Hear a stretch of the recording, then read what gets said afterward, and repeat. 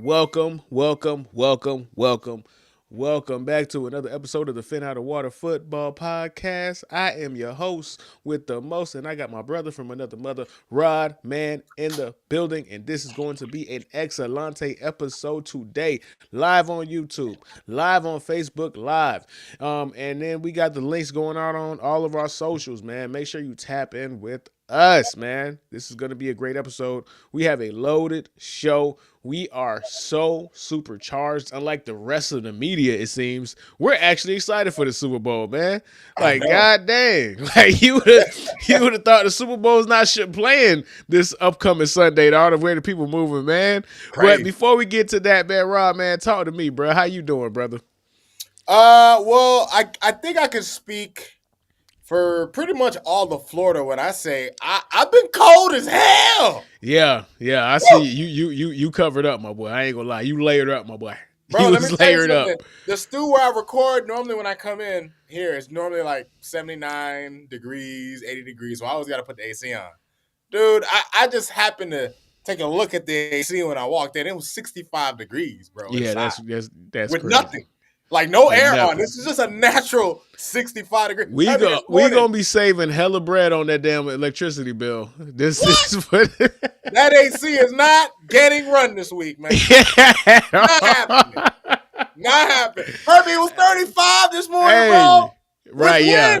With the wind. So it really felt like 15 or like 20. You know when you have a great joke and like nobody gets it, so it's like super specific. So I made what I thought was a really good joke on Facebook this morning when I said it's the Super Bowl for niggas who love to eat iguanas, bruh. And I ain't get no motion on that. But I'm sorry. That was funny. All right? This day Super Bowl. Because this iguanas all over the fucking place, dog. What? Like, they're everywhere. Stiff, man. They fell all about the tree. What? Like, so I know there's going to be hella people that's coming. Because trust me, I've seen it with my own eyes, bro. Dudes coming, they pick up trucks and just scoop up the iguanas, bro. Left and effing right. So, listen. Hey, this y'all Super Bowl, man. If you an iguana eater, bro, I know you going up and down. There's parties all around Hialeah right now, man. Shout out to y'all, man. Shout out to y'all, man.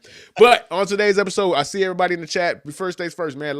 Hit the like button, man. Heart this. That's the way we're gonna help and get us out there on the algorithm, and so YouTube can show and subscribe. So YouTube could show this live stream that we're doing right now, man. So for the people that it is in the chat, this episode is loaded. We are going to preview Super Bowl 60 or Super Bowl LX, however you want to call it. We're also going to go ahead and touch on the Bill Belichick snub, but because there's more information that's come out, we want to actually revisit it because Bill Polian is public enemy number one for something he actually didn't do. So we'll get to that. And then we want to also talk about the NFL youth movement, bro. Like, there's a 29-year-old offensive coordinator that just got hired. And I never felt older in my entire life, man. So we want to go ahead and touch on that. And then we're going to have the wrap-up show where we just close out and catch up with stuff throughout the week, man. So let's get into it, man. Rob, man. First things first, though.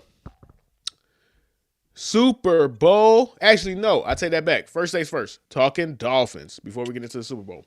Talking Dolphins. Rod, you, according to my sources, according to the people that I'm plugged in with, according to the little birdie that's on my shoulder, told me that you have a new defensive coordinator, dog. The people are calling it Green Bay South, baby. That's what the streets are saying. Oh, Herbie, we're the Miami Packers, bro. Yeah. We have I think 4 or 5 of our assistants came from Green Bay. You know what? I meant to send you this little sticker I seen on Reddit, bro. It was hilarious, bro. It's like the dolphin symbol in like green and yellow. The Miami Packers. We might have to change our color scheme, dog. Like, this might have to just be green and yellow now, fam. Like, we Acme'd out. We Wisconsin out. We Milwaukee'd out, fam. Like, you know what though, Herbie? I'm not upset about it. I'm gonna tell you why, man. And I see a lot of people online be like, "Oh, what have the Packers done? What have the Packers done?" They've done more than the Dolphins. The Packers have been a well-run organization for the past 40 years. That's what they've done. Exactly. Bro, Herbie, what other franchise, and I know Jordan Love, he has a lot to prove in terms of his legacy, accomplishments, whatever. But dude, what other franchise hit on their quarterbacks three times straight? Like usually everybody suffers. Even the Patriots had a Mac Jones in Yeah, between Brady and yeah, for Drake sure. May. You know what I'm saying? There's Like, proof of concept. yeah, It's unquestioned that you can say there is proof of concept with what the Packers have done. Going back to True 1992. Blazer.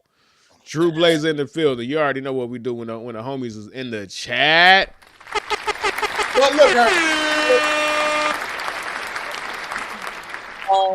it's like how do I describe it? It kind of reminds me of like Misfits, just a band Yeah. of coaching misfits. But the key thing is that you have a nice mix of familiarity in terms of Halfley and Sully working with guys from their previous organization, Yeah, for sure, for sure. and you have a nice mix of guys with experience around the league. You have a Bobby Slowick who was a coach on this roster as a quarterbacks coach, and he's been promoted with the new regime, which helps with keeping familiarity with players on the roster. You have guys like Nathaniel Hackett as a quarterbacks coach. Now I wasn't crazy about him as an offensive coordinator or a head coach, but you know what? This is a guy with head coaching experience. We got people in the building with head coaching experience, and this is going to help. I think that the staff. Listen, Go ahead. not to cut you off, but when it comes to Nathaniel Hackett, yes, he was a complete disaster with the Denver Broncos, but this is somebody that Peyton Manning of all people swore by, right? So that has to mean something. Now, Right. granted, Peyton Manning also swore for Adam Gates too. Maybe Peyton, I take that back. Maybe Peyton don't know what the fuck he's doing when it comes to quarterback Man, coaches. Peyton, I listen, take that back. Never Hurry. Payne probably didn't even vote for Belichick, man. We can't take anything Payne does, man. Outside of calling audibles. Yeah, all right? never mind. I'm sorry. I was trying to hype up Nathaniel Hackett, but I had to think about it. But go on. What you were saying, brother? No, Herbie, look, I see like there's a lot of fans who have been down on the hires, Herbie, and I'm not here to be the devil's advocate here or play contrarian to the common feeling. Mm-hmm. But the truth, Herbie, that the undeniable truth is that we don't know what's gonna happen, right? At the end of the day, we don't know how all these pieces are gonna fit together. This is just the beginning. You can't have any real expectations outside of the fact that it's gonna be a while before we can compete for real, especially in a division that has two top tier quarterbacks, right? And I know Drake May this postseason hasn't impressed, but considering the defenses the Patriots have gone against, I'll cut him a little bit of slack. But besides that, Herbie, I like the fact that the Dolphins are looking to they want to build a team of guys who all have just all kind of experiences, right? And nobody stands out in particular. And there's something about that I like. There's something about that we don't have like a super hot hire, a super hot coordinator. Yeah. Once going into the season, Herbie, we just have a staff of the Dolphins are going into the season, Herbie, and I'm just kind of assuming GM Sully is going to take this approach. We're going to have a quiet offseason. I don't think we're going to make any splashes in free agency. Yeah, for sure. And I think we're going to focus more on building through the draft, right? I think the biggest move yet to be made is what happens with Tua. Are they going to keep him and allow him to compete? Are they going to figure out a way to get him out of here? We don't know about that yet, and they've been very tight-lipped. And I shout out to Coach Halfley, Herbie. One thing I like about the guy when I see him in his press conferences, you can tell he's a straight up, no nonsense. I'm gonna tell you how it is guy. He straight up told reporters, he goes, "Yo, look, we have a plan for the quarterback, but we're just not gonna tell y'all, right? Like it's not like that's for the GM to tell you guys. Like we have a plan, but y'all don't need to know that yet.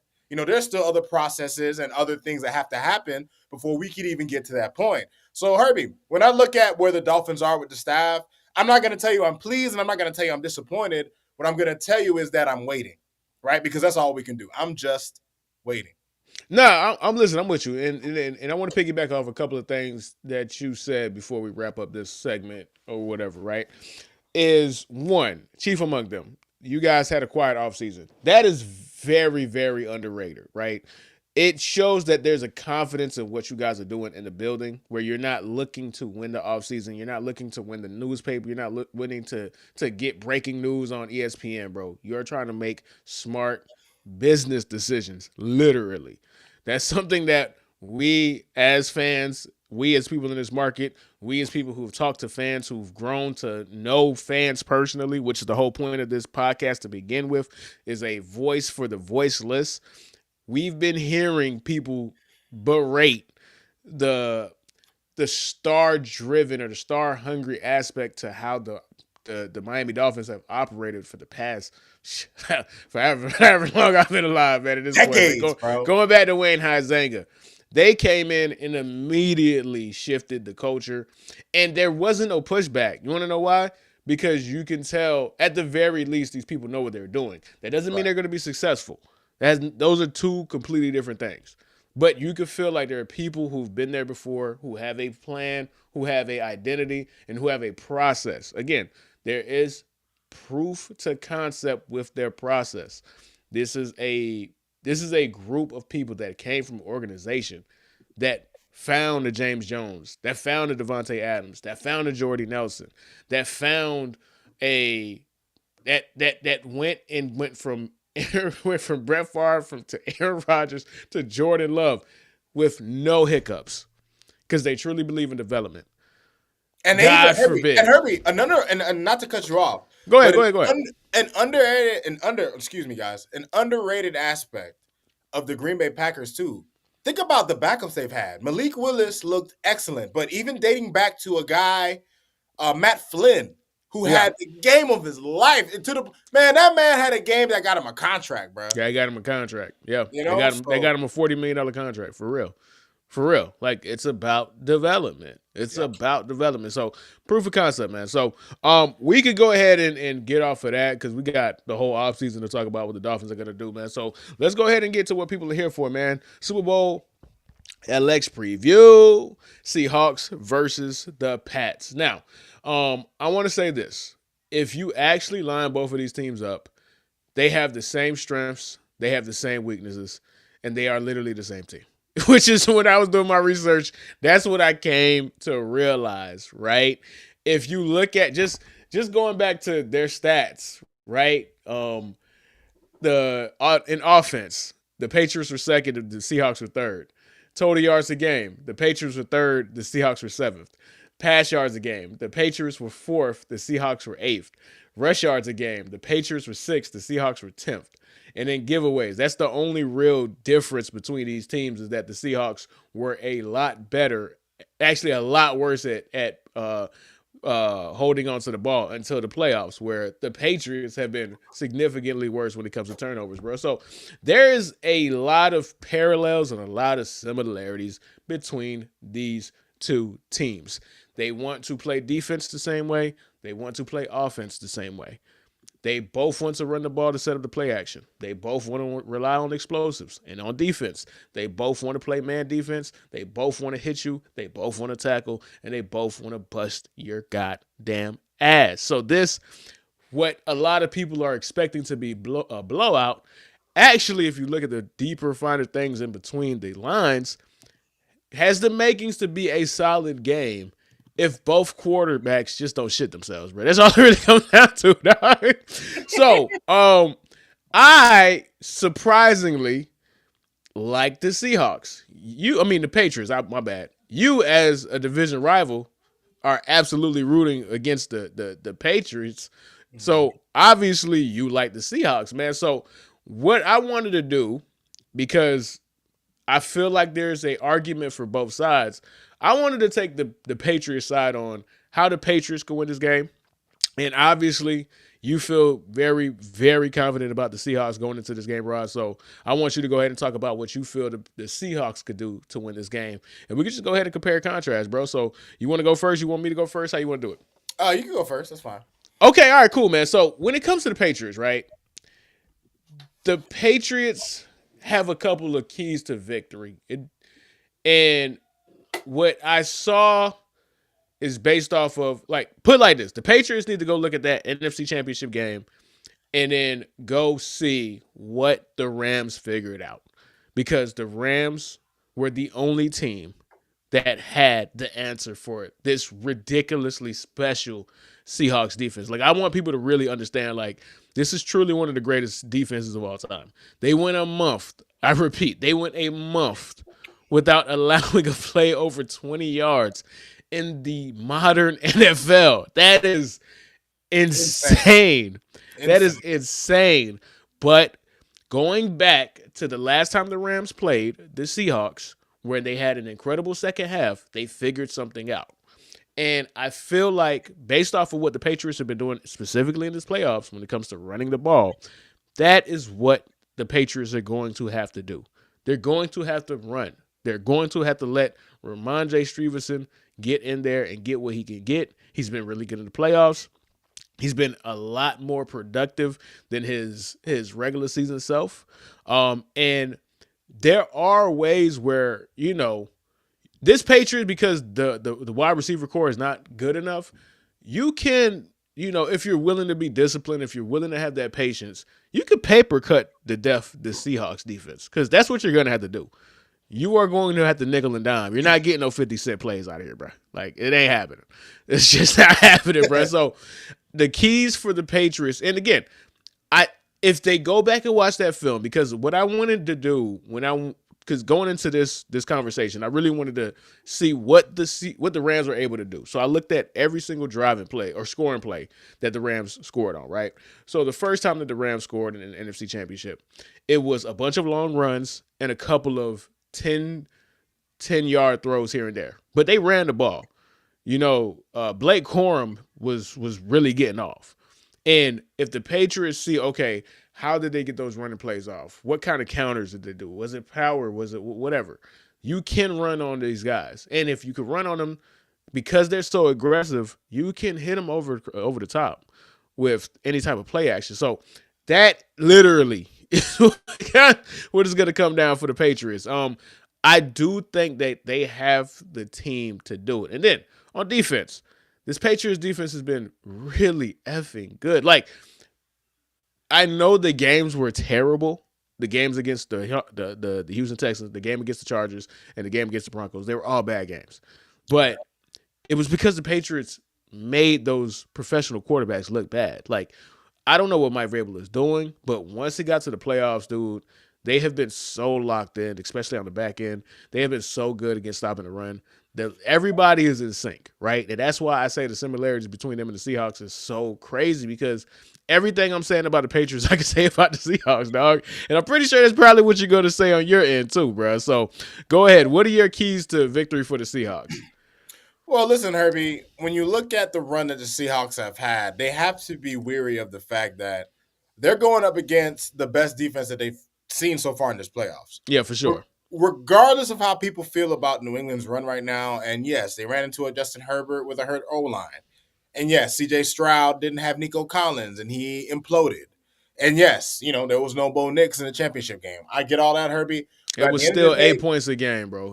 They've still 8 points a game in the playoffs. The Patriots defense, first of all, they've been stingy all season long, Herbie. I think they had a ridiculous streak of allowing 20 points or less during this season, a streak that is comparable to great defenses of the past. So the Seahawks are going to have to exercise the things that have led them to victory in these current playoff games, and that is number one, Herbie. The Seattle Seahawks have done an excellent job protecting the football. Yeah. One thing that we worried about when it came to Sam Darnold was the fact that, Sam Darnold in the past has been known to be turnover prone. Against the Rams, he obviously had the best game of his career, right? It has to be the best game of his career because it was for sure. Because of the stakes, because of the when it happened, against who a league MVP, of course. All things considered. All things considered. So, look, when it comes to this game, Herbie, the Seahawks they just have to do what they've been doing, which is one, getting after quarterbacks, two, running the ball with Kenneth Walker, who's been incredible in his postseason. Yeah. And they have the offensive line to do it. The New England Patriots, Herbie, early in the season, they were an incredible running team. They kind of came back down to the pack as the season went on. But, Herbie, with the way Seattle can run the ball, with the weapons that Seattle has, when you look at Jackson Smith and Jigba, who has come out of nowhere and been arguably the best receiver in football, right? Like he was phenomenal this year. The way he puts stress on defenses and coverages and opens up things for guys like Rashid Shaheed and some of Seattle's other weapons, even Cooper Kupp, right? Seattle is loaded, Herbie. They have high caliber weapons at different parts. At their different skill positions. And then you have Sam Darnold, Herbie, who his potential has been realized. Like, I think when you compare the Patriots and the Seahawks, they're very similar in the styles of play, but I do give Seattle the edge in talent, Herbie. Because for sure. Without question. Right. Because for as balanced as New England is on offense, who's there? Like, if you do the playmakers side by side, Herbie, you're gonna go Seattle a majority of them. You might choose Drake as the quarterback over Sam Darnold, but that's easily debatable, right? But look, Herbie, I think Seattle is going to be able to play the style of football that they've been playing, Herbie, because they don't have to do too much. They have learned that they don't have to force the issue. They can be patient. They like to run the ball. Mike McDonald is comfortable running the ball. And Sam Darnold is somebody who has turned into, which we didn't think back considering how he was with the Jets and in previous regimes. Herbie, Sam Darnold is a game manager. He's a damn good one, right? And that's arguably one of the most important skills a quarterback can have. And this is going to be the best offense that the Patriots have faced, bar none, in these postseason, just because of health. The Patriots have had the benefit of teams not being healthy, which is, I'm not trying to knock them for it. You can't control that. But they're finally going up against an opponent that's going to have pretty much all their horses. And I think Seattle with their horses, I think they're going to cover that 4.5, Herbie. I think they're going to get this by a touchdown. So okay, so this is where I push back because again, I'm not doing this, and I'm not talking to you. I'm talking to the people who might see this video, might come across this. I legitimately think the Patriots have a better shot than most people think for one reason. Well, two reasons. One, they have a really good run defense, and if they're able to stifle Kenneth Walker in any way, this goes to the second part of having a good run defense. If you're going to force people to pass, do you have the talent to stop playmakers? As good as this offense is when it comes to the Seahawks, you only really got to worry about Jackson Smith and Jigba. Once you shut him down, everything cascades down. And the Patriots have a really good cornerback in Christian Gonzalez. So they have somebody that could really hold his own. All you got to do is hold your own. Jackson is going to get his. JSN is going to get his. But instead of getting 11 catches for 172 yards, can you hold him to 5 for 60? And if you could able to do that, now we got a game. If you could be a really good run defense with Milton Williams anchoring it, and then you could be a really good pass defense with a legitimate shutdown corner, are you going to be able to force Sam Darnold to do something that he was prone to do a lot? Remember, people don't, as for as good as Sam Darnold was, he did lead the league in turnovers, guys. Like, he was Sam Darnold. he was who he's always been, but he was just the best version of Sam Darnold. So that's why I think the game could be closer, just for the simple fact that the Patriots, for as bad as they've looked, and again, it's only because the offense has been inept, and I mean inept. It's been putrid, and I'll explain why a big part of that right in a moment. But the defense is so good, the defense could keep this a game. Like 100%. Drake May, as long as he doesn't do the stupid shit that he's been doing, which is bad fumbles, trying to wait too long, taking awful sacks because he's trying to let plays develop. Like, dog, have a goddamn clock in your head. If it ain't there, it ain't there. What made Tom Brady so special is that he immediately identified it wasn't there and he got to his check down. Drake May is still not at that point where he's getting to his check down fast enough. But if he is able to, with 2 weeks of preparation, and you got Mike Vrabel drilling in his head, take the check down when it's time to take a check down, the game could be closer, right? And if it's a closer game, it's only a matter of time before Jekyll and Hyde, Scam Darnold shows up. I don't care, man. Scam Darnold's still in there, man. Scam Darnold is still in there. Man, nah, Herbie, I'm riding. I gotta ride for Sam, Herbie. I can't watch the Patriots win another Super Bowl, especially without Belichick, especially without Brady, man. I'm sorry. And here's one thing I can say. You're right about your point on New England's defense, Herbie, because they have been phenomenal. They were phenomenal during the season, and in the playoffs, it's just been, they ramped it up. But Herbie, it's the same for Seattle. Now, here's the difference. When you look at what the Rams did, you could look at what they did schematically, but you also have to account for the fact that if you really think about it, they have a star-studded offense too. No, right? let me get this because I rewatched the game. The reason why the reason why the Rams were able to do what the Rams were able to do is because Matt Stafford is just amazing, bro. Like he was unconscious, dog. Like No, he was he wanted to prove he was MVP, Herbie. like he was unconscious in that game, and it's just like the level of precision that the Rams could play that offense, this version of Matt Stafford with those wide receivers and being so comfortable in that system because he's been in the system for what, going on 4 years now. Yeah. He was throwing people open, dog. Like people were covered.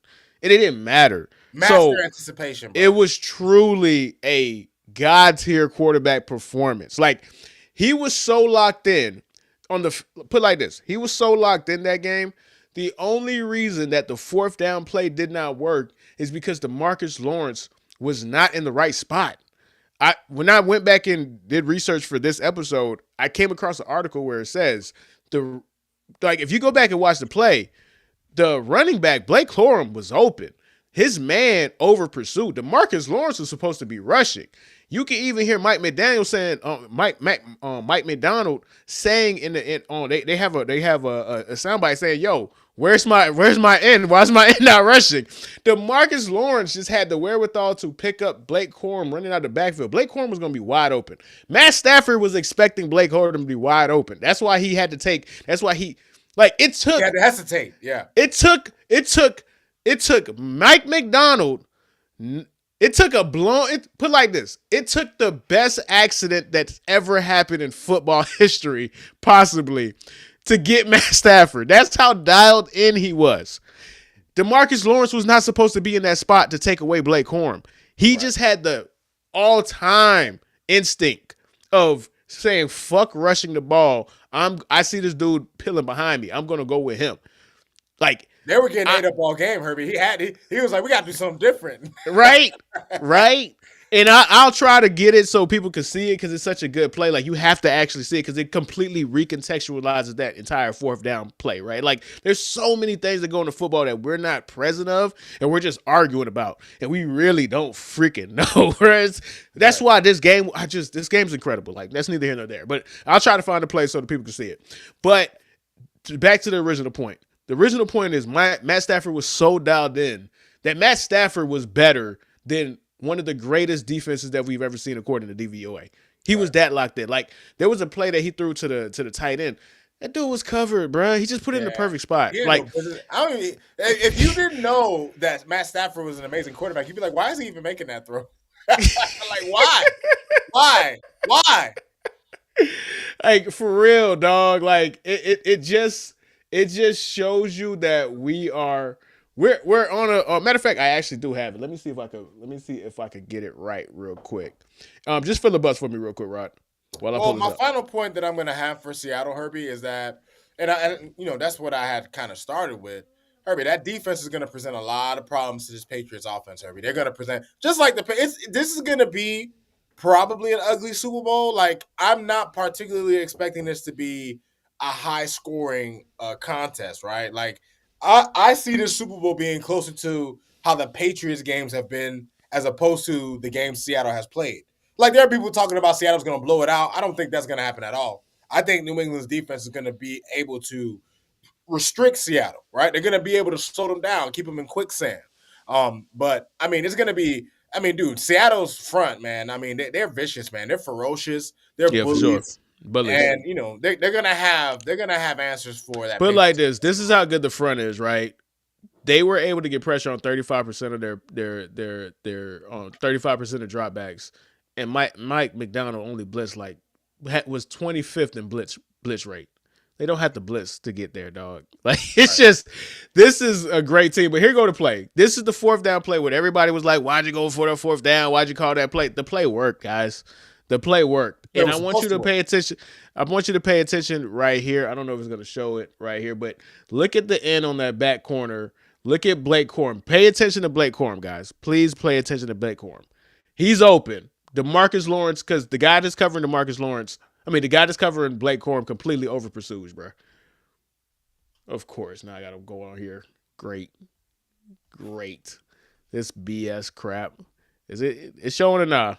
Nah, it's not showing. Damn. Well, it's not to me. Oh, okay. I know what happened. It took me to another link. There we go. Here we go. All right. You see it?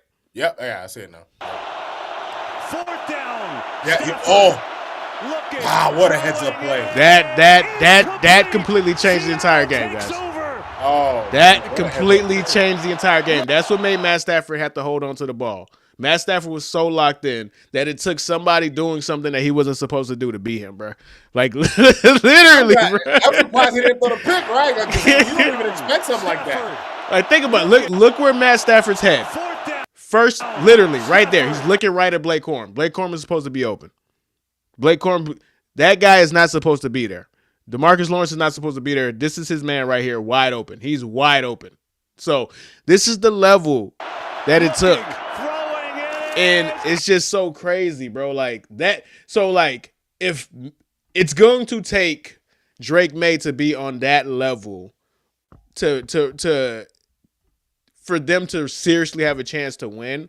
And Drake May was second to MVP. There could be that version of Drake May. There has to be, not could be. There has to be that version of Drake May for them to win, right? And the reason why this team, they've been looking so bad on offense is because they've done one thing, which is pathetic. They've been doubling Stephon Diggs, bro. Like for whatever reason, they just realized, oh, if we double Stephon Diggs, this place is open. We doubled Stephon Diggs specifically on third down. They're done. That's it. That's all they've done. Their offense is so bad, like legitimately so bad, that some genius was like, hey, let's double the guy that's 30 years old coming off an ACL and is really a slot corner or slot wide receiver now, third down, and the complete offense just completely falls apart. It's a sad story. Yeah, so the Patriots live and die off explosives. They're not getting explosives on this team. It's not happening. This team is too good. They're too locked in. They're too well coached. They have too many great athletes. Like Devin Witherspoon, you can make the argument Devin Witherspoon is not even the best defensive player on the team, which is insane. If Devon Witherspoon is not your, huh? Was he all pro this year? No, nobody made an all pro this year. He's a former all pro, but nobody made all pro. You can make like Emma Warrior could be their best defense, but all just it's irrelevant. It's arguable. What I'm saying is you cannot definitively say Devon Witherspoon is their best defensive player. If your team cannot definitively say Devon Witherspoon is not your best player, you have an incredible defense. Mm-hmm. You have an incredible defense. So it's gonna be a tall task.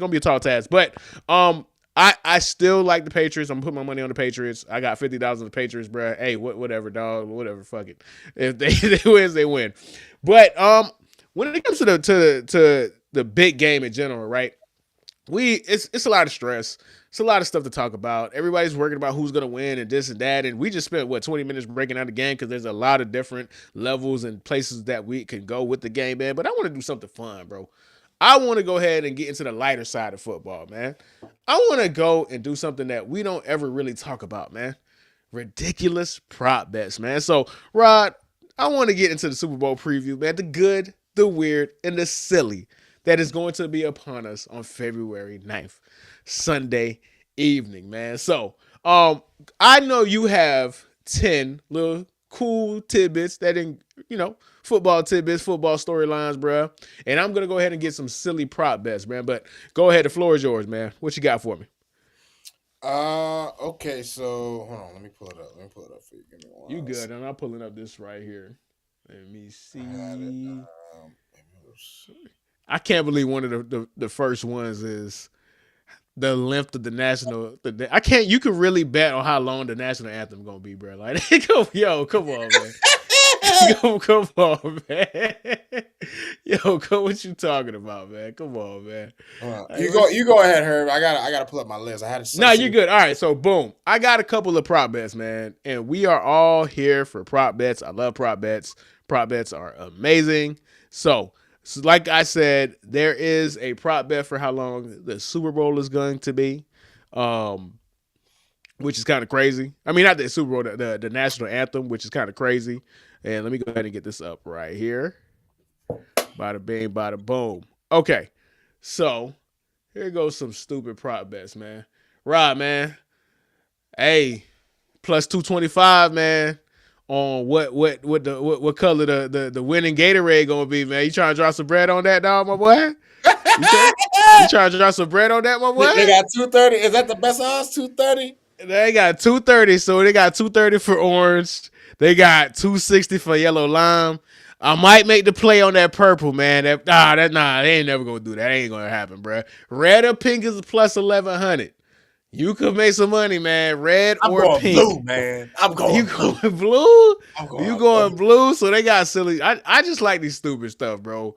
You could bet on the coin toss, bro. Like you could bet $100 to make $100 on who's gonna win the coin toss. That's always good. Will there be a punt return, bro? That's plus 900. Will there be a kick return? That's plus 2200. An octopus, I don't even know what the hell that means, bro. A scoregami. I'm actually thinking about putting my money up on a scoregami, bro. So scoregami is basically just score never happened. The score that's never happened. The last time that there was a scoregami was the Super Bowl 50, bro, with the Broncos and the Seattle Seahawks, bro. 43-8, which is one of the ugliest scores I've ever seen. Ever. Man. Like that was like, yo, Peyton really went outside that day, bro. Peyton went outside, man. We gotta really like have a conversation about Peyton Manning's legacy, bro. He done went outside a couple times, bro. Will this go to overtime, man? Plus 750 for yes, plus 2500 for no. Largest lead, bro. Damn. I'm definitely taking the under for sure. So they have the over at 14.5. That's plus 105. And then it's under 14.5. That's minus 140, bro. That might be a good little play. I might take that under. I don't see this being a 15-point game, bro. Like at any point. Like it could, but I like my odds. I might take that. A longest field goal over 49. Nigga, that's an easy bet. Easy Bet. The longest field goal made is Super Bowl 60 over 49.5 minus 110, and then under 49.5. Especially in a game where you got two defensive teams going at it. What? You know it's going to be a premium. And it's in San Francisco, so it's not like it's going to be no blizzard or anything like that. I'm definitely looking at that, bro, for sure, dog. And then I got this one right here, man. Hold on. I got a couple of funny ones too, bro. I ain't gonna lie. I was looking through them. They have for Bad Bunny halftime guess they have Cardi B at minus 156. That's pretty funny. How much? Minus 156. Oh yeah, I got a parlay cooking. You know Cardi B coming out. You know that. The stadium lights to go out, bro. With the odds being plus 650. I'm 650 ain't bad. 650. I would have thought it'd been like a lot worse. They really don't trust them San Francisco lights like that. Goddamn. Man, they're traumatized, dog. They traumatized. They for sure, dog. All right, I got another one. How many songs will be played during the halftime show? This is Bad Bunny. Bad Bunny has like 10,000 songs, bro. The over under is 11.5, dog. Like there's a universe where this nigga's getting 11 songs off in 15 minutes, bro. Which is crazy because you think it's longer than that. It's only 15 minutes. The performance is only 15 minutes, which is nuts. Right. But it feels like fucking forever, dog. Let me see. Total number of players to attempt to pass, bro. 2.5. That's kind of nuts. I would assume it'll be under, but hey, bro. But you know what, Herbie? There's always opportunity for trick plays, bro. I know. There's always opportunity for especially for New England. I wouldn't put it past them. I wouldn't put it past them too. I got to see the odds on that, and I might look into that. Which team will commit the first accepted penalties?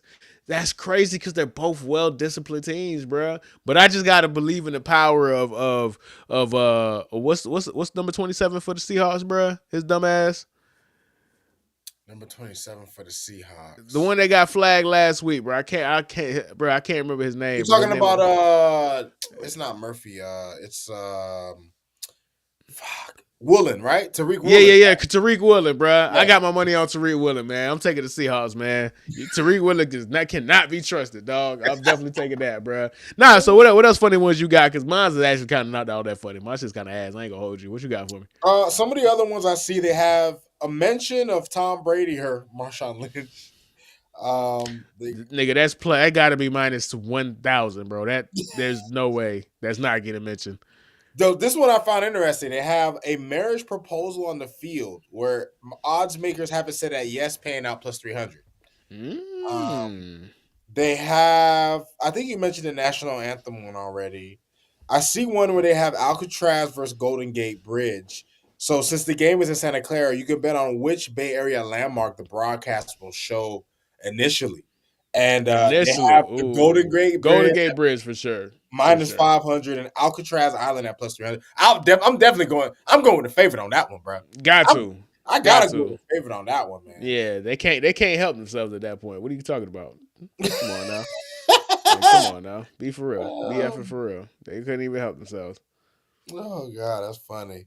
Oh, but I did find my list, Herbie. I did find my Yeah, list. go ahead, man. So, all right. So, Rod, you got the 10 most things that you found in regards to Super Bowl discourse and just about the NFL in general since the last time the Patriots and Seahawks played each other, man. So, go ahead, man. Let me get that list, dog. So there was a cut. So some of the things that happened in between, right? And this is all like a bunch of random things that happened.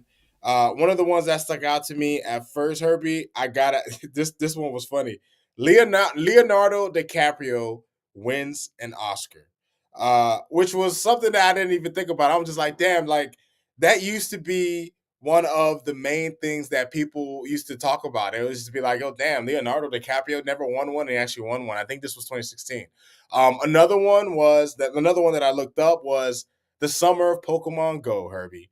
Uh, People forget about this, man, but this shit was a phenomenon when it first came out, dog. Like I remember when during the time of Pokemon Go, Herbie, people were damn near walking into traffic during that time in terms of Pokemon Go.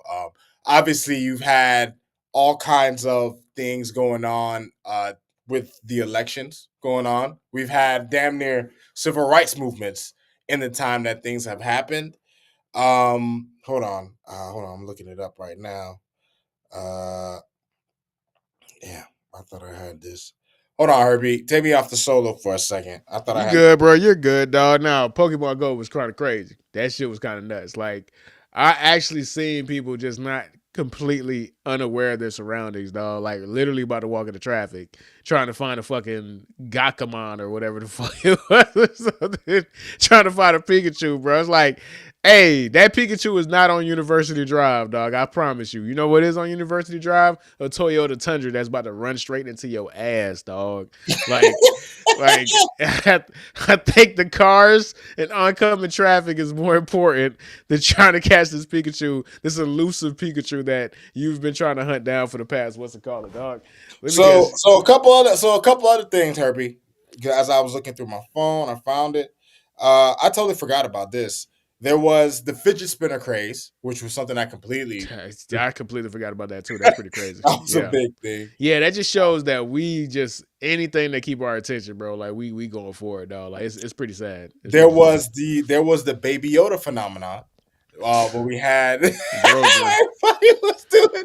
Fucking Everybody was in Grogu. love with Baby Yoda, bro. Fucking Grogu. Like niggas ain't even know the nigga name was Grogu for like till season 3, nigga. Like it was just Baby Yoda. It's just crazy. Then you have and I totally forgot this happened, Herbie. The Storm Area 51, dog, which Oh yeah, actually when everybody went to Albuquerque in New Mexico. And just fucking Naruto to run the story. Yeah, ridiculous, man. Just you a know what I realized, Herbie? Society very unserious timeline we're in, so bro. unserious, dog. So unserious, bro. Like Um, super unserious, there bro. was Bro, you also take give me more, bro. You taking me through memory lane, bro. All of this is hilarious, bro. Herbie, and this is one none of us will ever forget. The Will Smith slap, Herbie. This is legendary. This is legendary. Him going on stage, fucking Chris Rock, fucking cocking back and stopping, talking about keep my wife's name out Name your out your effing mouth, mouth. which was wild. Herbie, the The fact greatest that it move took of all like time. a week for us to realize it was actually real. Like everybody just thought it was like a bit, and then we were like, "Oh no, he really slapped that man, bro!" Like, and he's the only person to slap another man open hand and still be corny. Like Crazy. Will Smith could only be corny, dog. Like no matter what he does, bro, it was corny. Like every time I see it, I'm like, "Yo, that joke was so corny, dog." Like it was so performative, bro. Like. How many times have you ran into Chris Rock and you could have slapped Chris Rock, dog? Like the ball head joke did it. Like you heard Chris, you was like the ball head joke did it. Like that's what I'm saying, bro. Like really? And you're a former comedian yourself, bro. Let's be for real. Oh my God, man. And one last one, Herbie, which I found amusing, man. The Super Bowl script meme, which has been going on the past few seasons, Herbie. It's hilarious, bro. It's fucking hilarious, bro. Like everybody needs a script. I'm happy we've evolved past the NFL script stuff, man. I'm happy we've gotten a lot better with that, man. Jesus Christ, man. But all in all, man, excellent list, man. Round of applause for the homie Rod. I cannot wait, man. All right, but with that, it is time to go ahead and get into our discussion portion of the show, man. So, I wanted to go ahead and revisit everything going on with Bill Belichick. And this set the world ablaze, the sports world ablaze. People were offended that Bill Belichick is not going to be a first ballot Hall of Famer. A lot of people don't even remember that coaches used to have to wait 5 years too, but they changed the rules, I want to say last year, to where coaches only have to wait 1 year. So it was a slam dunk that Bill Belichick was going to be a first ballot Hall of Famer. The news came out that he wasn't. It was leaked. It was so shocking. It wasn't the Luka Doncic trade shocking, but when I saw the news, I had to make sure that it was not a hacked page. It was not NBA Central or NFL Central, one of those. I'm like, huh? I don't even, what are you talking about, bro? Like it was so crazy when I saw it from Adam Schefter. I thought Adam Schefter was giving his opinion. And I literally said this out loud. I'm like, yo, what the fuck is Adam Schefter talking about, bro? What kind of dumbass opinion is that? I reread the tweet, and it wasn't an opinion. He was breaking news. He was giving information. And then I'm like, what? Yep. Huh? How? I, like many people across the world, across the nation, I should say, had the same idea. So, naturally, people want answers. And when people want answers, they're going to get it. There was reporting that was done. This was a big story. Don Vanatta and Seth Wickersham. And if you know either of those names, those are the guys when it comes to NFL specifically sports reporting. Their word is law. Their word is Bible. So when it was reported, that 11 people, at minimum 11 people, did not vote for Bill Belichick to be voted in on first ballot, people wanted to know why. And the first thing that happened, or the first bit of news, or the first thing that was leaked, was that the mastermind, the evil genius himself, Bill Polian, was the one who led this group of men on a crusade against Bill Belichick to say, no, Bill Belichick, you will not get in on the first ballot because you did Spygate. People were down old ass Bill Polian's neck and putting belts of ass for 3 goddamn days straight, myself included. Sorry, Bill Polian, because let's may come to find out you ain't had nothing to do with that. Bro, he was scapegoated so hard. It was bad because he was the perfect conduit. He was the perfect villain. He was the guy he was the person on the receiving end of losing playoff game after playoff game after playoff game and championship after championship after championship. So, of course, everybody naturally thought that it had to be Bill Polian. Like, yeah, it checked out. That story lines up. Obviously, we feel like he has an axe to grind. So, that's all we needed. We just needed a little bit of some bait, and we was hooked. We was hooked. We was on that fishing rod, baby. We came up. Problem is, and again, we are about integrity. We are about what's right is right, what's wrong is wrong. That's why we do this show. If Bill Polian had nothing to do with it, Bill Polian should not have gotten, and again, we're a society where nobody's going to say sorry. Nobody's saying sorry to Bill Polian. Nobody is saying sorry to Bill Polian for absolutely kicking his back in for 3 days to the point being loud and wrong. Being loud and wrong. Because nobody wants to be loud and wrong. It's easier to just say, well, whatever, versus saying, oh, my bad, we got it wrong. The apology is never as loud as the accusations. I'm sorry, Bill Polian. And again, we didn't even have a video, so we didn't even really get to talk about Bill Polian like that. Right. You know what I'm saying? Like when we did it, all of this information wasn't out there. So the irony in all of this is that based off of two voters who did not vote for Bill Belichick, who put their name on it, who stood on business, who had the courage to, put their name on it. It really just seems like a lot of people were just like, oh, Bill's getting in, so I'm going to use my vote for somebody else. And multiple people did that to the point where it actually affected Bill Belichick. That is one of the funniest things that happened. And you know what, Herbie? I'll tell you because, when I first heard the news, I had two different feelings about it. And I laughed because my laughter was accurate for both ways that I felt. As a Dolphin fan, because I'll get that out the way first, Herbie, I was amused. Mm-hmm. I thought to myself, this couldn't happen to a nicer guy. Because years, Herbie, being tormented by this man as a head coach, watching his team dominate the AFC East and go on to win Super Bowls, Herbie. So the fact that these guys just decided to stick it to him, and it turns out that it wasn't intentional, actually.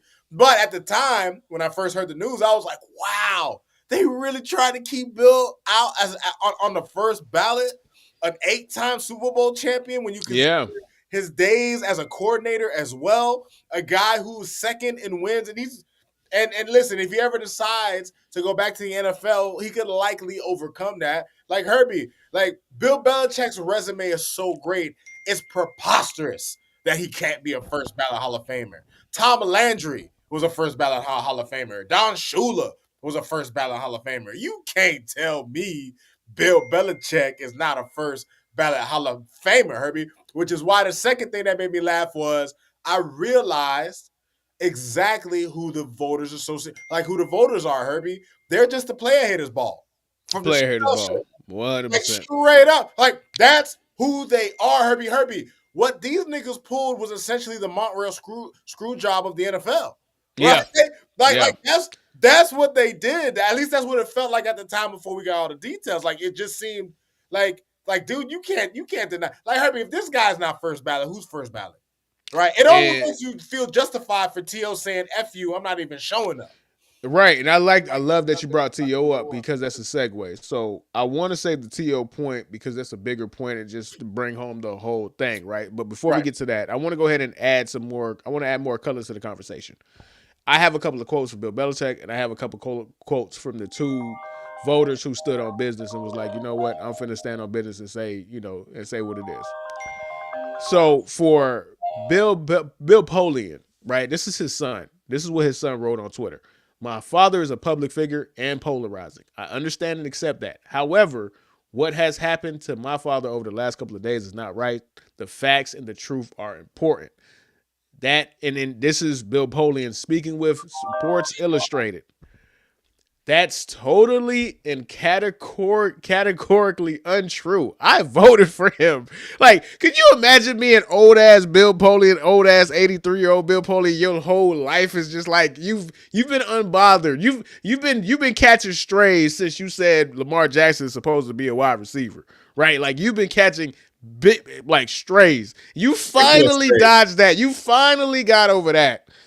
Because Lamar Jackson's been so good.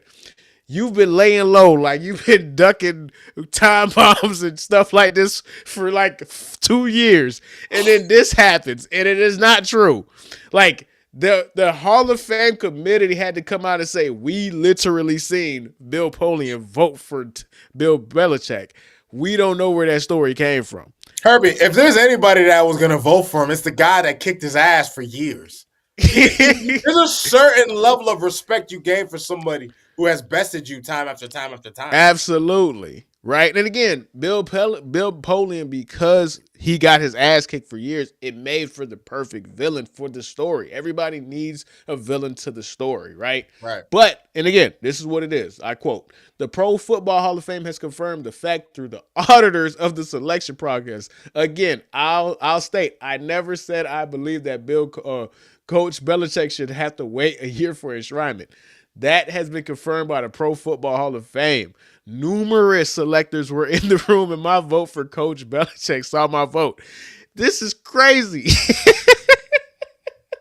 The fact that you have to do this that's how much of that's how big it got.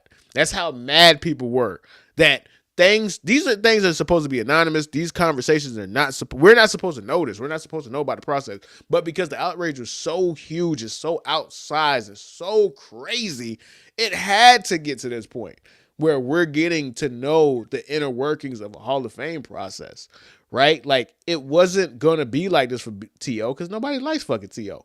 A lot of people don't like Bill Belichick, but a lot of people understand it's still 6 Super Bowls, right? But here goes the two voters who are wanted to stand on business or whatever. So this is Vahi Gregorin. He's out of the Kansas City. He's a writer from Kansas City.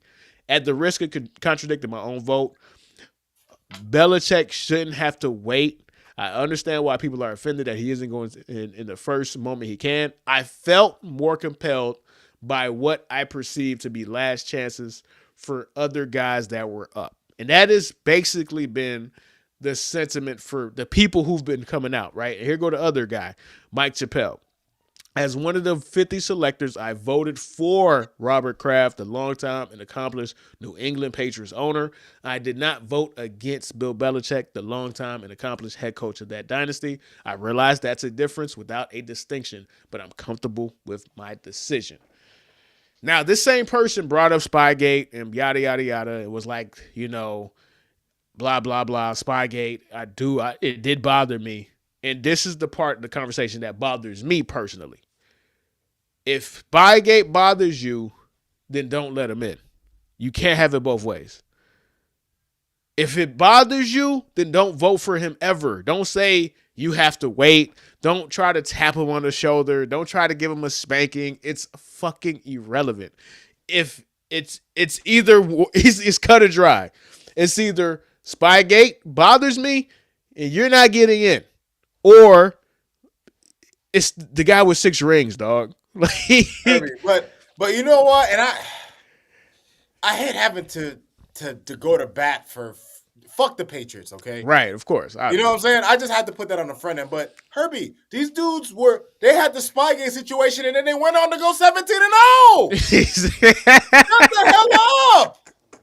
Like, stop! Herbie, if you're going to condemn Belichick for Spygate and Deflategate, when Tom Brady's up, you're going to tell me he's not making first ballot? Herbie, if Tom Brady, first of all, it's already a mockery of the Hall of Fame that Bill Belichick's not first ballot.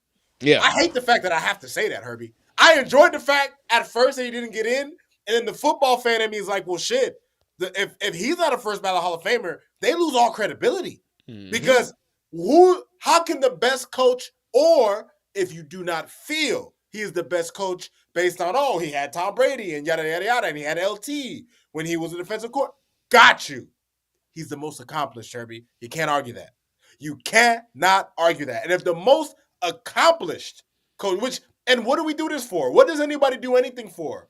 Accomplishments, Herbie, especially in sports. So you mean to tell me the most accomplished coach in sports doesn't deserve to be a first ballot Hall of Famer because of Spygate? So you're going to tell me that the 7-time quarterback, 7-time champion, you're going to tell me Tom Brady's not first? If Tom Brady doesn't make first ballot, you might as well tell down the Hall of Fame. That's another thing. Now, the reason why you can't use that because you're not holding that against Tom Brady. Everybody knows that. 100%. Like, 100%. Even the same guy who's holding it against, who's specifically Mike Chappell, because the Vahi guy didn't bring up Spygate. The Mike Chappell guy, and I'm sure he's not the only one that of the at least 11 people that did not vote for Bill Belichick feels this way. If you are going to reference Spygate, then you can't say I voted for Robert Kraft. Robert Kraft benefited from Spygate too. What are you talking about? Crazy. So it literally doesn't make sense at all. So it is, and this is the biggest issue. It is if Robert Kraft is on the senior committee list. Basically, the senior committee this is your last chance to make it. If he got to that point and he's not going to make it, then tough luck. If he's up against Bill Belichick, then tough luck, dog. Tough luck. It's not your job to try to say, well, let me help this guy in. No, your job is to vote on who deserves to be in this position the most. Bill Belichick obviously deserves to be ahead of the line of Robert Kraft. If Robert Kraft got to that point, then Tough luck, dog. He shouldn't have gotten to the. If he got to the anybody that gets to the senior committee, Roger Craig, the other guy said I voted for Roger Craig because I felt like Bill Belichick was going to get in, so I wanted to use my vote for somebody else. It's not your job, dog. We don't take the cape off, dog. You don't get paid to put a cape on, bro. You get paid to make the right decision.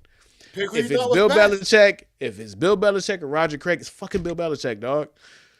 Take your emotions out this, bro. We don't need that sappy shit, bro. I'm sorry. We didn't put you. You are one of the 50 people that have the privilege to do this. It ain't your job to try to say, hey, let me, give one for Roger Craig or whoever or anybody else who made it to the senior committee and this is their last chance to ever get in the line. I feel you. It has to be devastating. But that's the point of the Hall of Fame. If they were good enough, they would have never got to the senior committee. Right. So it was truly just a confluence of a lot of different factors. People who just were convinced that he was going to get in and was like, I got votes to spare, which was ironically and hilariously wrong in hindsight. People who were trying to, send a message and just they take their job, like, shit, get off your high horse.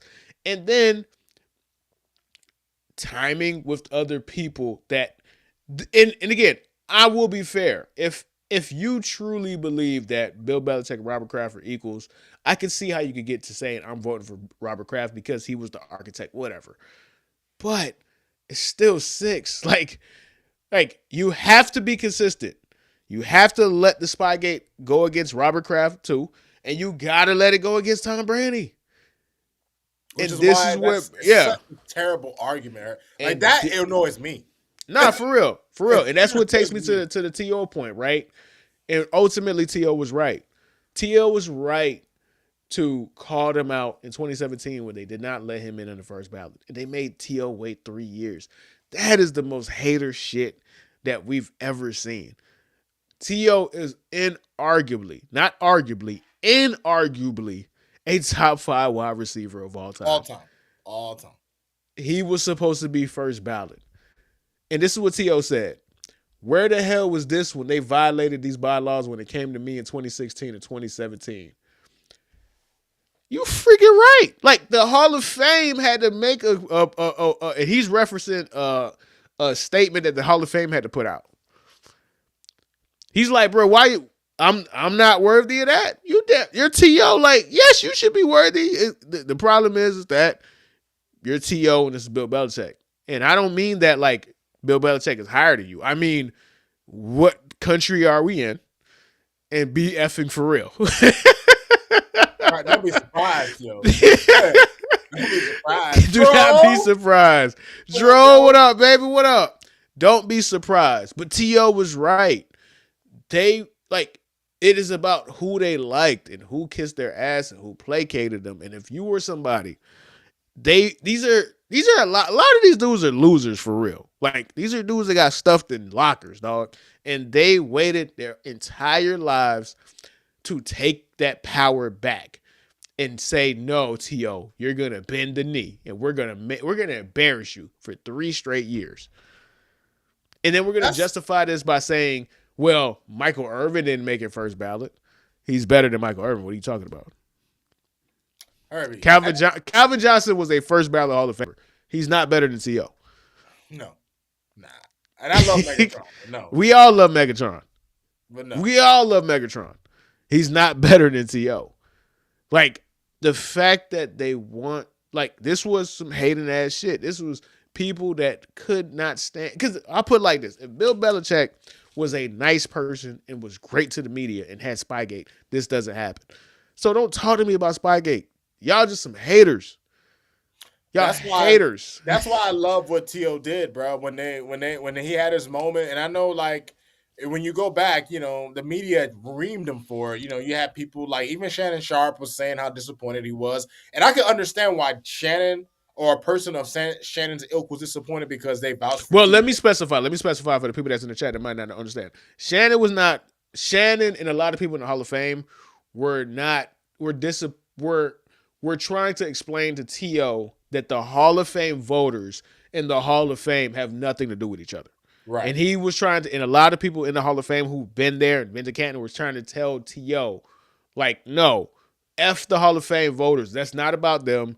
It's about the camaraderie. It's about seeing all these other Hall of Famers. They ain't got nothing to do with us. It's Like, 50 people who never played a lick of football, bro. yeah, You and know it what was I'm like, saying? and To was taking it out on everybody. So a lot of Hall of Famers were trying to tell To, once you're in, and it's irrelevant because it's ours. They didn't those voters ain't got to do it, but To was like fuck everybody, right? So I just wanted to go ahead and clarify that. No, go ahead, Rod. I want you to finish. Oh, no. So yeah.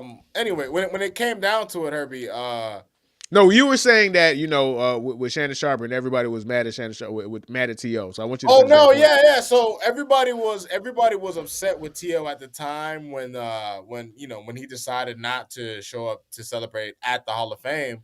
But Herbie, he was right. He Yeah, had every right to stick it to those people.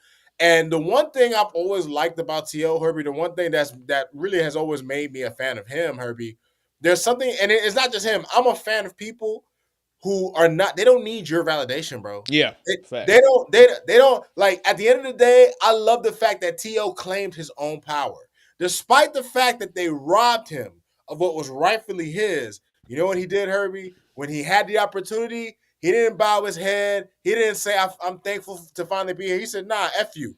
I'm gonna have a celebration with my people. My I people. don't need nobody else because I know the Tennessee people and who's right here with me. Chattanooga. I'm Yeah. going back to my JUCO college where I got my first shot, and I'm gonna hold a Hall of Fame ceremony. I'm gonna wear my gold jacket at Tennessee and Chattanooga. Like, he took the power, Yep. right? And it's like, he was right. Now, granted, people were like, "Man, that's corny. That's lame." No, he was right. He took the power. Like, I he respect it. didn't give them the validation of allowing them to. He didn't beg them. Right. That's all they wanted. They wanted To to beg to be in the Hall of Fame. They wanted. It got to the point where it was getting so bad. Trust me, if they could, they probably would have kept To for like 4 or 5 years. They really wanted to. It just got so outlandish that 3 years went by that they couldn't keep getting away with it. Right. Like, you could say, okay, the first ballot, second ballot, now we wildin'. Yeah. Now you can't do this again. Like, I'm pretty sure there was people from the outside that was like, you have to put To through. And To, because he, like you said, he didn't need nobody validation. He ain't kissed their ass. He didn't say, "Oh, thank you." He didn't say sorry. He said, "Man, fuck y'all, bro." Like, Straight up. straight Bro, they up. put their fingers in his mouth, bro. Never let anybody put their fingers in your mouth. Fuck No, you. like, Get for out of here. real, right? Get out of And here. it's just sad that it took Bill Belichick for people to truly realize what is going on with the Hall of Fame committee. And again, I want people to specify, like, I'm gonna show it again because Dro hit it on the head. Hall of Fame committee. The Hall of Fame committee and the Hall of Fame are two different things. They're two different entities. The Hall of Fame is the museum. The committee is the committee. The committee is full of people that might just be some fucking haters. The Hall of Fame is just its own thing. But the Hall of Fame committee has people that are voting for people that they like, not necessarily people that they should be in, and keeping people that should be in out based off of how they dealt with the media. And this is their opportunity to effing get their lick back. This is from I can't remember his name, but I forgot to have it. It's Gene Jock something, right? He's a reporter, longtime reporter for the Dallas Cowboys. And this is a quote from him in regards to To. He should be a first ballot Hall of Famer, but the odds of happening are slim because To turned folks off with his constant complaints about not getting the ball and the perception that he wasn't a good teammate. So Nigga, what the fuck they got to do with anything, shut bro? the hell up. And again, cares? that wasn't Gene Jack. That was just him because he knew what was going on. So I don't want Right. him to. Yeah, that was him just keeping a buck, keeping it 100. Like, yeah, this is what it's gonna be. And this was when 2016 when To was first up. So it now, because this gotten so blown out of proportion, rightfully so, everything is changing. Like, everything is changing. Well, Yeah, everything is changing. Herbie, they took a massive hit to their credibility. Yeah, for sure. Bro, you can't have the most, even if you don't think he's the greatest. If you don't want to use that terminology, fine. The most accomplished coach of all time is not first ballot? Yeah, yeah, for sure. For sure. All right, let's go ahead and get into the last topic, the last discussion point of the day before we go ahead and do our wrap up. So the NFL is going through a youth movement, Rod. Bruh, I'm about to just start ignoring these hires, bro, because now I'm seeing hires and their age is not starting with a 3, it's starting with a 2. And I almost threw up, bro. Um, I almost threw up, dog. We have the Ravens hired a 29-year-old offensive coordinator. Like, th- bruh, Lamar Jackson is the same age as his offensive coordinator. That's what we're doing now, dog. And I'm not saying it like I'm not saying it in a judgmental tone. I'm just this is what the NFL is now. And like it's one thing to see NBA rookies get younger and younger and talking about, oh, I never seen a movie and the movie came out in like '05. And you're like, yo, I'm old. That's cool. You're NBA players, you're rookies, right? I expect that for rookies. That my mind is conditioned for that. I don't need to hear no interview with the lone core, who is the matter of fact. I don't even think I'm saying his name right, bro. Let me get his name real quick, bro. Where his name? The Clan Doyle talking about I don't know what something that came out in '05 is, bro. I'll slap that little nigga, man. I ain't trying to hear that, bro. I'm cool. I'll let the rookies do that, bro. If you're offensive coordinator, bro, I ain't trying to hear that from you, dog. Y'all dudes is getting too young for me. But the reason why I wanted to bring this up is because there is a shift in the NFL. The shift is because of the shift of the type of player that is coming to the NFL now, and the type of society that we in that is very protective of these players for the players for like the players are asking for protection. But what happened was is that we're not seeing disciplinarians anymore, and we're not seeing quote unquote father figures in those roles anymore. What we're seeing is true coworkers. Coworkers. I'm hiring you to be my coworker. You're not my daddy. You're not the big boss. You're not massa. We're coworkers. Are you making me a better football player? Do you have knowledge that's going to make me a better football player? And when you are hiring people that are same age or not that far off, one, you're gaining something that a lot of these older coaches do not have, which is relatability, right? Like you are getting a bunch of people who are close in age and have similar sensibilities, so it's easier to get through to people, I would hope. Now, once you are in that position and you show that you know what you're talking about, then of course you could get a little bit more bass in your voice and stuff like that. But I think that's what's happening with the NFL. We're talking about the NFL that had the Jacksonville Jaguars hire a 34-year-old GM, dog. Like, come on, man. What am I doing with my life? When they're hiring GMs younger than you realize you're getting old. You're getting old, man. But listen, Herbie, this is one thing I can say though, man.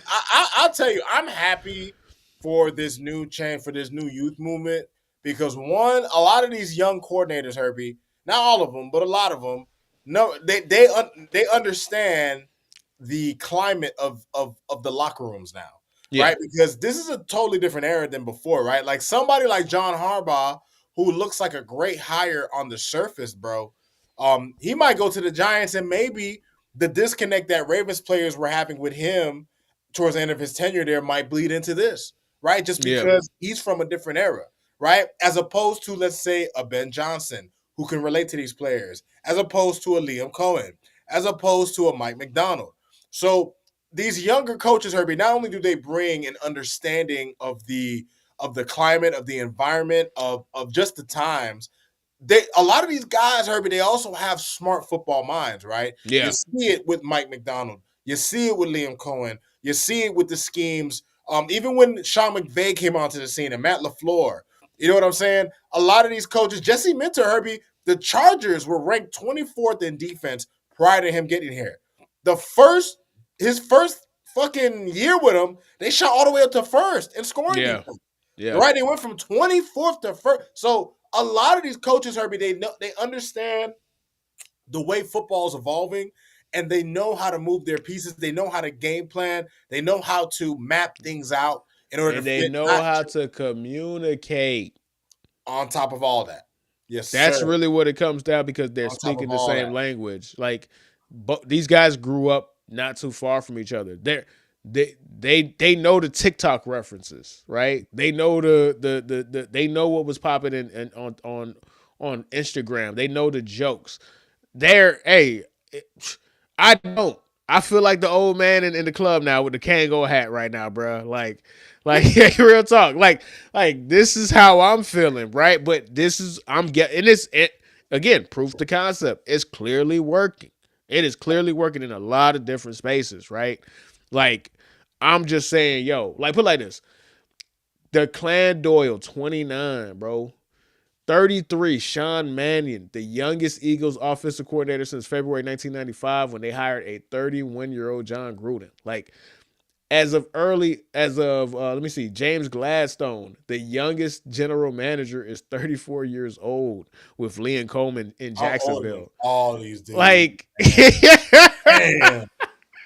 That messes me up big time. I remember when rookies were, I was getting older than rookies, and I was like, damn, and now that's what I was saying. Like, you remember when you were getting older than rookies? Like, I never thought I would get older than NBA rookies or NFL rookies. And now I'm hearing Pat Surtain Jr. What? Grew up watching your daddy, bro. What? J.C. Horn Jr. What? Hey, what are you talking about, bro?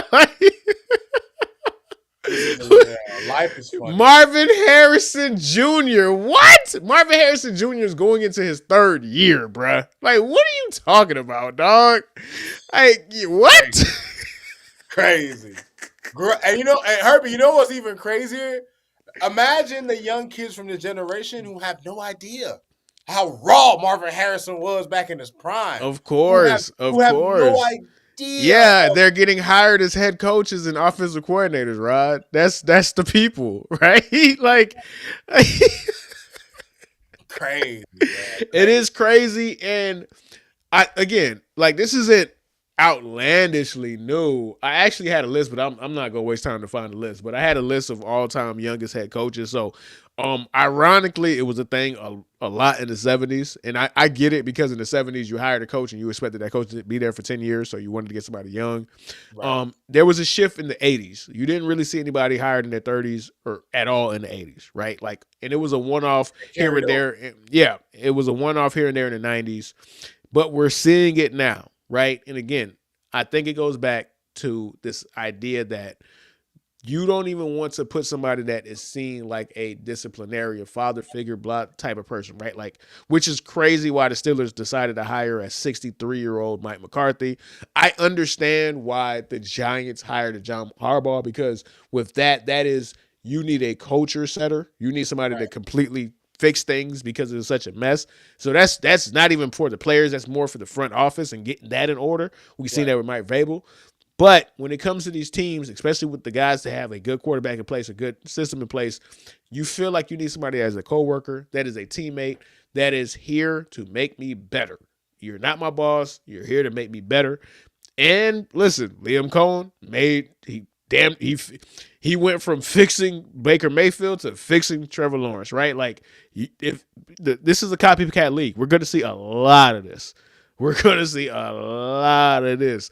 And my heart can't keep seeing dudes younger than me being defensive coordinators and stuff like that.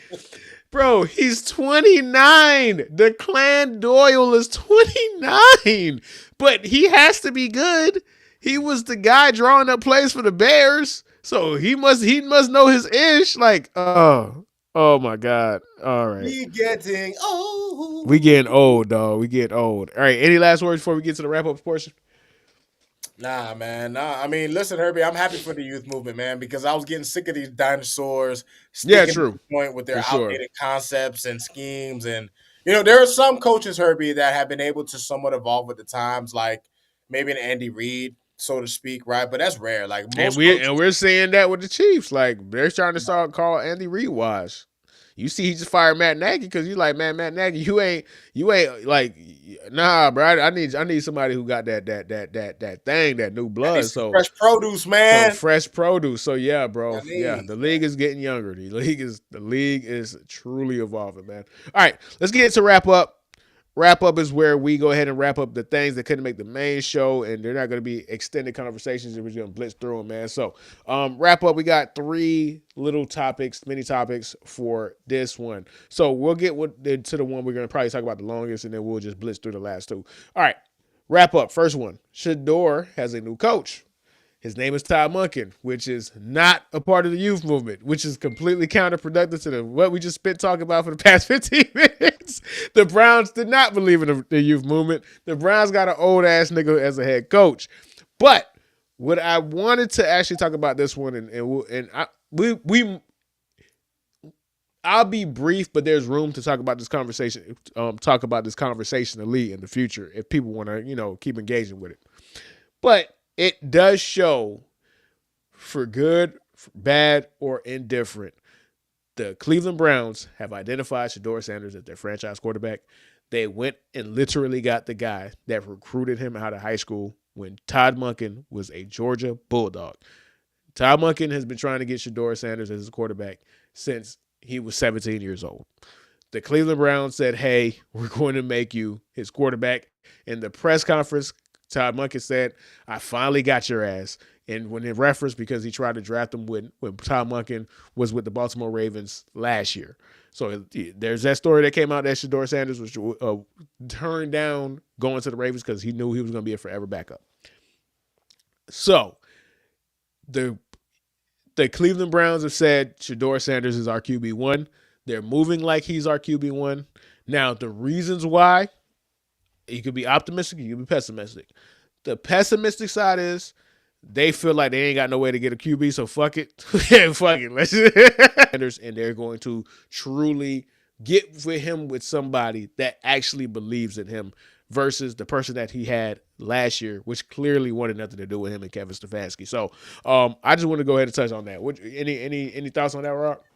No, Herb. I mean, I agree with the Browns deciding to have some cohesion in terms of what they plan on doing moving forward, Herbie, because the worst position you can be in, no matter what it is, but especially in sports, is not knowing where the hell you're going, right? Yeah. So instead of the Browns being in a position to where they're wondering about quarterback again, they're wondering about what they're going to do, they decided like, hey, you know what? Based on the data and what we see and what we know of what happened this previous season, Shedeur, with what we have, gives us our best chance to win. How do we maximize that? And so, look, Herbie, I'm ecstatic for the Browns for that hire because if Todd Monken, by the way, has been somewhat of a quarterback whisperer, right? Yeah, for sure. We saw with Lamar. I mean, Lamar had some of his one of the greatest seasons of all time. Exactly. I mean, this dude threw 4 interceptions, 3 of which were tipped with 41 touchdowns as a passer, right?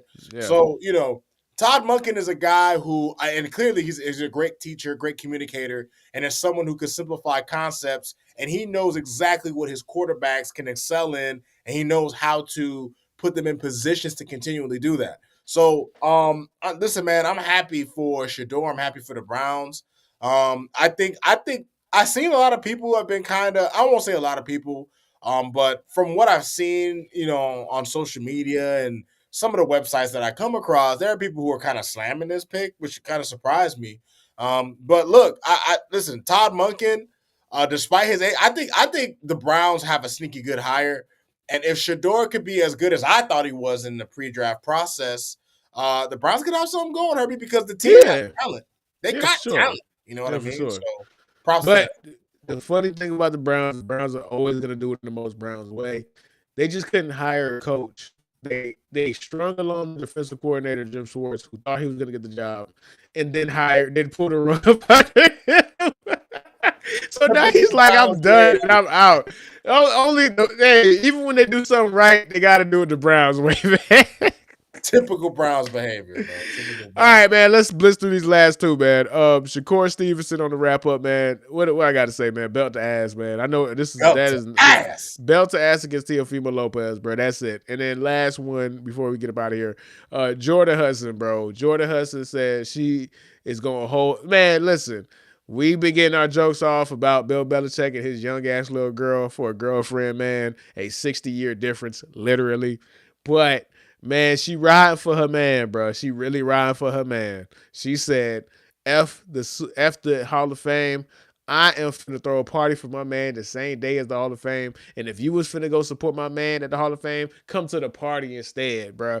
But the funny thing about that, they were probably going to see the other Hall of Fame inductees too. So they just supposed to say fuck everybody just to come to your party? Just for Bill. Just for Bill, Herbie. That's what she believes right now. No, baby. It ain't happening. Appreciate the effort, though. And with that, man, we have another excellent. Oh, hey, I take that back. Hey, Ruffy! Raffy, man, gentlemen, the positive is Tua is not on the Epstein list. Depending on the Dolphin fan, that is not a positive, bro. There's probably people that wanted him on that list so they could get rid of that $99 million contract, dead money. So, so it depends on who you ask. It depends on who you ask, Ralphie. And with that, man, we'll see y'all boys next week. Rod, another excellent episode. Probably one of the best episodes we've done. I realized, man, we really shine in the offseason, bro, because we could really just go off. Right, we don't have to. We're not sticking to the reaction script, right? For sure, bro. So I think we're gonna have a really good off season this year for episodes this week, man. So you're right, we will, man. Everybody in the chat, man, go ahead. Thank y'all for coming in. You already know, and we will see y'all next week. Deuces.